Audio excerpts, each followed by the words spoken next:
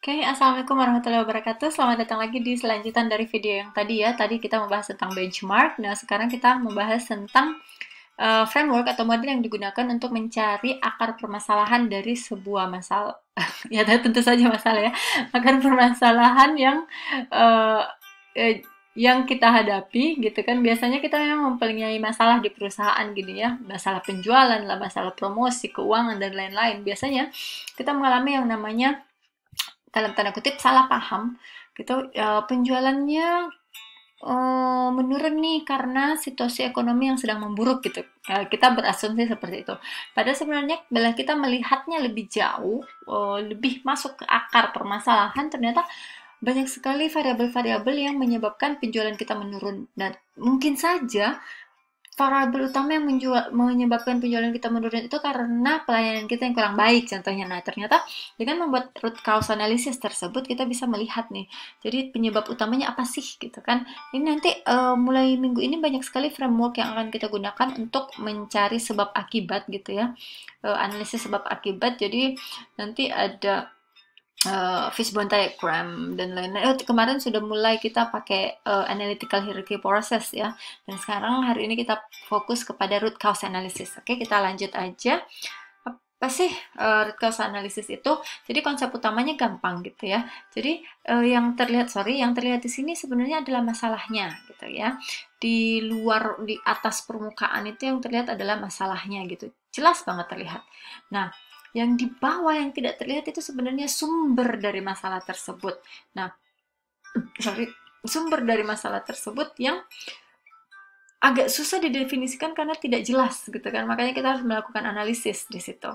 Nah, apa yang kita harus lakukan? Kita harus deep down gitu kan, menggali lebih dalam gitu kan, mencari faktor-faktor kontribusi yang menyebabkan masalah tersebut gitu kan. Dan uh, mengunderlying isu atau masalah yang terjadi gitu. Nah, langkah-langkahnya gampang. Ini group work nanti saya jelaskan. Kalau group work langkah-langkahnya gampang di sini. Nah, root cause analysis itu ada beberapa. Pertama, kita mulai dengan mendefinisikan masalah gitu kan. Apa sih masalah yang ingin kita pecahkan, yang ingin kita cari penyebabnya gitu kan, supaya kita bisa mencari solusi yang paling tepat. Definisikan masalahnya, contohnya masalahnya tadi ya penjualan gitu. Nah, lalu kumpulkan data bagaimana performance penjualan dalam beberapa bulan terakhir. Jadi kita melihat tren gitu ya. Terus identifikasi masalah-masalah yang kemungkinan bisa menjadi alasan yang kemungkinan bisa menjadi faktor utama penyebab masalah tersebut. Nah, setelah itu kita melakukan root cause kalau cuma satu atau root causes kalau ada banyak. Jadi akar permasalahannya ada di mana. Nah, inti yang terakhir yang tentu saja harus dilakukan dan inti dari manajemen kinerja modern adalah di poin akhirnya itu harus ada rekomendasi, harus ada solusi, harus ada bentuk implementasi. Jadi bentuk evaluasi harus terus mengikuti ya. Nah, di root cause analysis ini ada beberapa hal nih yang bisa kita pakai. Ada yang namanya causal factor tree analysis, ada fishbone diagram, this is my favorite, kita akan pelajari mungkin minggu depan ya. Change analysis, ada barrier analysis, ada the 5 whys. After this kita akan bahas 5 whys. Ada risk tree, parent analysis, fault tree analysis, management oversight, dan failure mode effect analysis ya. Jadi banyak sekali. Jadi tergantung kita maunya yang sesuai dengan apa yang kita hadapi saat itu kita pakainya yang apa gitu kan. Jadi nggak harus wajib kita memakai sesuatu yang semuanya atau satu hal yang dipakai secara umum terus kita juga adaptasi, tidak harus juga, tergantung dengan situasi yang kita hadapi itu ya. Oke, itu tadi di root cause. Nanti setelah ini kalian akan saya berikan studi kasus seperti biasa dan kalian akan mencoba melakukan analisis root causesnya seperti apa. Nah, ini adalah model berikutnya. Jadi salah satu contoh atau bagian dari root cause metode yang bisa digunakan yaitu 5 whys. Whys ya, bukan way. Jadi bukan 5 cara tapi 5 whys, 5 mengapa ya. Nah, ini maksudnya adalah kita bertanya untuk mencari root cause, untuk mencari akar permasalahannya itu kita bertanya kepada objek itu mengapa. pertanyaannya mengapa, why, sebanyak 5 kali. Jadi itulah kenapa dia dinamakan five whys ya. Jadi 5 kali bertanya kenapa, kenapa, kenapa, kenapa. Contoh nih. Jadi fact-nya yang terlihat di surface itu, yang terlihat di permukaan itu, yang realitanya kelihatan itu adalah resident fell in the room. Jadi ini adalah sebuah masalah yang terjadi pada anggaplah kos-kosan gitu ya. Ini contohnya diambilnya kalau nggak salah di flat. Jadi tenannya, penyewanya, residennya itu jatuh di ruangan itu. Jatuh ya. Kenapa dia jatuh? Oke, ternyata dia trip over a chair. Jadi dia tersandung kursi gitu kan. Nah, kalau tersandung kursi, apa ya plan yang bisa dilakukan supaya menghindari residen ini atau penghuni ini tersandung kursi? Plan apa? Nah, mungkin kita bisa menentukan apakah kursi yang dipasang ditaruh di ruangan itu perlu ditaruh di situ enggak, atau kita mungkin bisa memindahkannya, atau bahkan tidak menggunakan kursi sama sekali.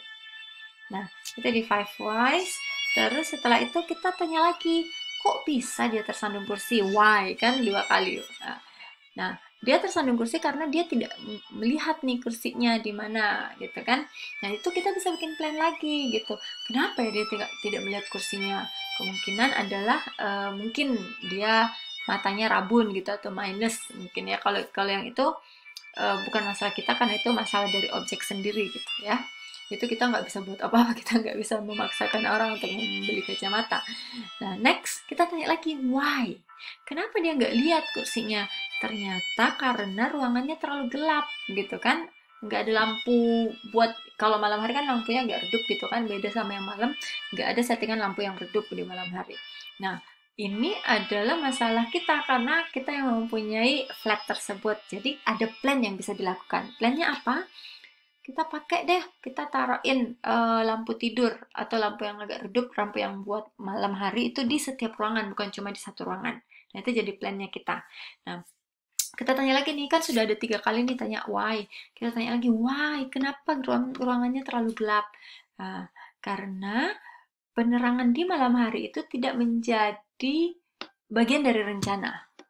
Rencana yang di bagi si tenan ya, bagi si residen sebagai penghuni. Nah, kalau memang dia tidak pernah merencanakan memakai lampu tidur atau lampu di malam hari, berarti itu lagi-lagi bukan kesalahannya kita, karena memang kita nggak bisa meminta dia gitu ya untuk memasang di setiap ruangan, kecuali memang dari awal kita sudah pasangin di setiap ruangan.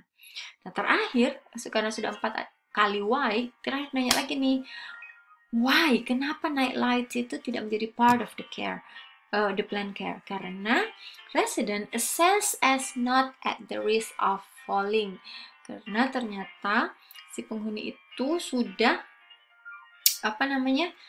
tidak pernah di dalam risk management perusahaan, dalam manajemen risiko perusahaan, dalam K3-nya ya, keselamatan kerjanya itu proses K3 tidak pernah diperhitungkan bahwa penghuni itu bisa terjatuh di ruangan, aja ada resiko jatuh gitu kan. Nah itu harus kita cari, bikinin plannya. Plannya adalah kita review nih assessment proses dari resiko tersebut, lalu kita melakukan update. Jadi dengan bertanya 5 kali why, kita mendapatkan ternyata penghuni itu jatuh di ruangan tersebut karena akar permasalahannya kita tidak melakukan manajemen risiko. Gitu kan? Nggak kepikiran kan kalau kita cuma bertanya 1 kali. Nah, ini adalah five whys. Asik deh untuk membuat five whys ini. Jadi hal-hal yang kadang kita tidak kita pikirkan terjadi bisa menjadi akar permasalahan. Nah, ini balance scorecard ini nanti aja ada satu pertemuan yang khusus. BSc. Oke, nah that's all for today. Jadi ada 2 hal yang kita diskusikan, yaitu root cause analysis itu sendiri dan langkah-langkah membuat root cause analysis, bagian contoh-contoh dari root cause analysis, dan saya mengangkat 1 contoh yang kita pakai hari ini, yaitu five whys. Jadi kita bertanya why 5 kali untuk mencari akar permasalahan dari sebuah masalah yang timbul. Oke, that's all video pendek hari ini. Terima kasih sudah menonton dan mendengarkan untuk mata kuliah Manajemen Sumber Daya Manusia Part 2. Thank you so much. See you another time. Assalamualaikum warahmatullahi wabarakatuh.